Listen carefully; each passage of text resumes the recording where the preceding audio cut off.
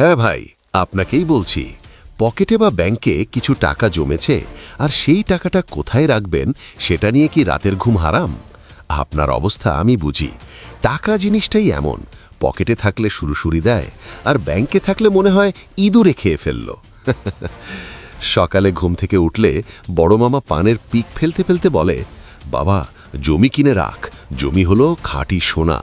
আর বিকেলে চায়ের দোকানে বন্ধু বলে, আরে ধুর, জমিতে মামলা মোকদ্দমা, তার চেয়ে সোনা কিনে রাখ, বিপদের দিনে সোনাই আসল বন্ধু।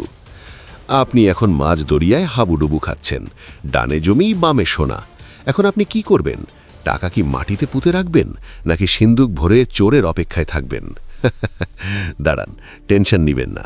আজকের ভিডিওতে মাইন্ডসেট বাংলা হবে এই জমি বনাম সোনা মহাযুদ্ধের রেফরি।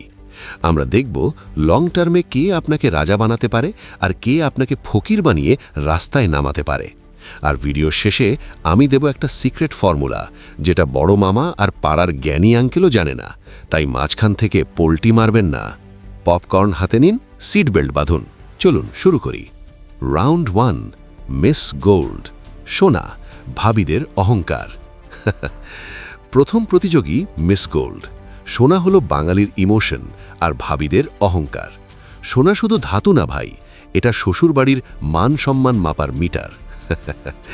মেয়ের বিয়ে সোনা লাগে, বউ ভাত সোনা লাগে, স্ত্রীকে মানাতে হবে ভাই সোনা লাগে।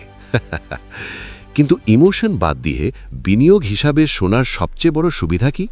লিকুইডিটি। লিকুইডিটি মানে কি? একদম সহজ। বিপদের সময় আপনি কত দ্রুত জিনিসটা ভেঙে ক্যাশ করতে পারবেন। ধরুন রাত 3টায় এমার্জেন্সি, টাকা লাগলো। আপনি কি জমির এক কোণা বা বাথরুম ছিঁড়ে বিক্রি করতে পারবেন? পারবেন না। জমি বিক্রি মানে জুতো ক্ষয় করা। কিন্তু সোনা থাকলে সকালে দোকানে গেলেই ক্যাশ। এটাই সোনার বড় প্লাস, বিপদের বন্ধু। আরেকটা সুবিধা, ইনফ্লেশন শিল্ড। ইনফ্লেশন হলো সেই নীরব চোর যে আপনার টাকার মান কমিয়ে দেয়। চাল ডাল তেলের দাম বাড়ে, আপনার টাকার শক্তি কমে যায়। অনেক সময় সোনা সেই সময়ে ভ্যালু ধরে রাখে। আপনি সোনা বললে আগে কি মনে পড়ে? ইনভেস্টমেন্ট নাকি গয়না? কমেন্টে লিখুন ইনভেস্টমেন্ট, গয়না। কিন্তু সোনার বাঁশ কোথায়? বাঁশ আছে ভাই, বড় বাঁশ। প্রথমত নিরাপত্তা। ঘরে সোনা রাখা মানে বুকে বোমা বেঁধে ঘুমানো, চোর ডাকাতের ভয়, টেনশন। লকারে রাখবেন, সেখানে আবার চার্জ, মানে সোনাকে পাহারা দিতে উল্টো আপনাকে টাকা দিতে হচ্ছে। দ্বিতীয়ত, গয়না কিনলে মেকিং চার্জ।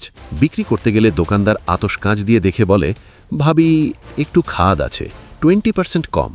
মানে কেনার সময় বেশি, বেচার সময় কম, লস প্রজেক্ট।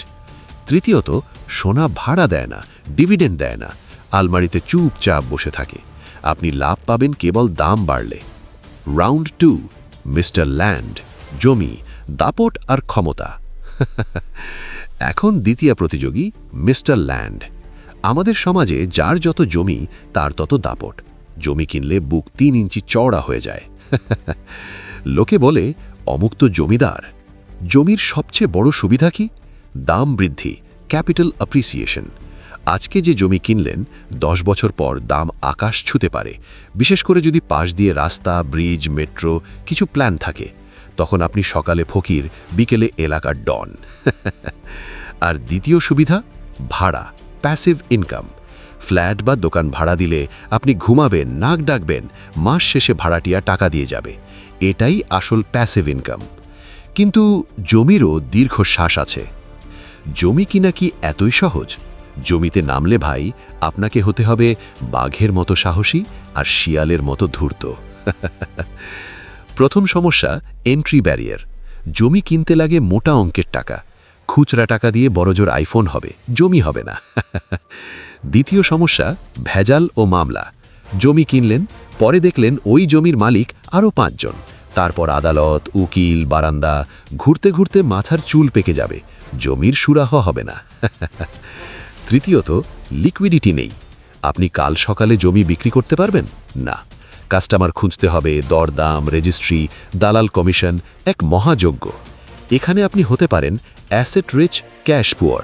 কোটি টাকার সম্পত্তি, কিন্তু চা খাবার টাকা নেই। আপনার হাতে এখনই 50 লাখ টাকা থাকলে আপনি কি করবেন? এ শহরের পাশে জমি, বি সোনার বার বা কয়েন। কমেন্টে লিখুন এ বা বি। দেখি এখানে জমিদার বেশি নাকি স্বর্ণকার বেশি। আসল শত্রু ইনফ্লেশন। একটু অঙ্ক। বিনিয়োগের সবচেয়ে বড় শত্রু ইনফ্লেশন। 10 বছর আগে 1000 টাকা নিয়ে বাজারে গেলে 2 হাতে বাজার আনতেন। এখন 1000 টাকায় পলিথিনের কোণে সামান্য কিছু। টাকার মান কমেছে। অনেক সময় সোনা ইনফ্লেশনকে হারায়, ভ্যালু ধরে রাখে। আর ঐতিহাসিকভাবে লং টার্মে রিয়েল এস্টেট অনেক সময় আরও বড় রিটার্ন দেয়। কিন্তু সেই রিটার্ন পেতে লাগে সময়, ধৈর্য আর ঝামেলা সামলানোর ক্ষমতা। মেইনটেনেন্স কস্ট, জমি ভার্সেস সোনা। সোনা কিনে আলমারিতে রাখলে পচে না, রং করতে হয় না, খাওয়াতে হয় না। সোনা হলো সেই লক্ষ্মী বউ, ঝামেলা কম। কিন্তু ফ্ল্যাট বা জমি, সার্ভিস চার্জ, ট্যাক্স, রং, মেরামত, পাহারা, বাউন্ডারি, খরচের শেষ নেই।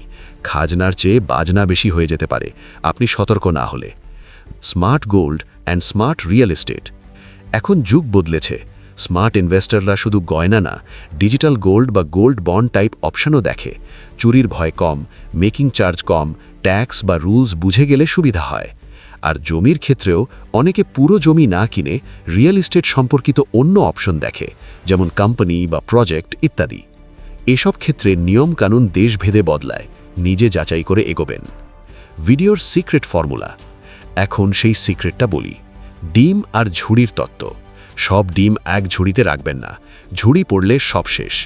যদি সব টাকা জমিতে দেন, এমার্জেন্সিতে বিক্রি না হলে বিপদ। আর সব টাকা সোনা দেন, সিকিউরিটি, চার্জ, রিস্ক আছে। তাই বুদ্ধিমান ইনভেস্টর করে কি? ব্যালেন্স। তাহলে কার জন্যে কোনটা বেস্ট? 1. যদি আপনি তরুণ হন, সময় আছে, ঝুঁকি নেওয়ার ক্ষমতা আছে, আর আগামী 10-12 বছর টাকার দরকার নেই, জমি বা রিয়েল এস্টেট আপনার জন্য শক্ত অপশন হতে পারে। জমি হলো টেস্ট ম্যাচ, ধৈর্য ধরলে সেঞ্চুরি হতে পারে। 2. যদি আপনার টাকাটা 2-3 বছরের মধ্যে লাগতে পারে, যেমন বিয়ে, শিক্ষা বা এমার্জেন্সি, বা আপনার ক্যাশ ফ্লো টাইট, সোনা বা লিকুইড অ্যাসেট টাইপ জিনিস আপনাকে দ্রুত সাপোর্ট দিতে পারে। সোনা হলো T20, যখন দরকার রান তোলা যায়, মানে ক্যাশ করা যায়। আর সবচেয়ে ভালো কি? মিক্স।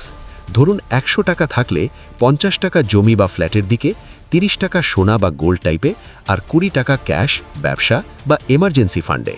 এটাই স্মার্ট ইনভেস্টর চিন্তা। ভাই, জমি কিনুন বা সোনা কিনুন, আসল কথা হলো টাকাটা নষ্ট করবেন না। ফালতুন শো অফ গ্যাজেট কিনে টাকা ওড়াবেন না। 2 দিনের জন্য লাইক পাবেন, কিন্তু দিন শেষে পকেট ফাঁকা থাকলে কেউ চিনবে না। পকেট ভারী হলে দুনিয়া আপনার, পকেট খালি হলে আপনার ছায়াও পালাবে। ভিডিওটা যদি আপনার মাথার জট একটুও খুলে থাকে, একটা লাইক দিন। আর সেই বন্ধুকে শেয়ার করুন যে সারা দিন বলে জমি কিনব, কিন্তু পকেটে ফুটো পয়সাও নেই। সাবস্ক্রাইব করতে ভুলবেন না, কারণ মাইন্ডসেট বাংলাতে জ্ঞানও আছে, বিনোদনও ফ্রি। দেখা হবে পরের ভিডিওতে। ততক্ষণ ইনভেস্ট করুন, কিন্তু সাবধানে। আল্লাহ হাফেজ।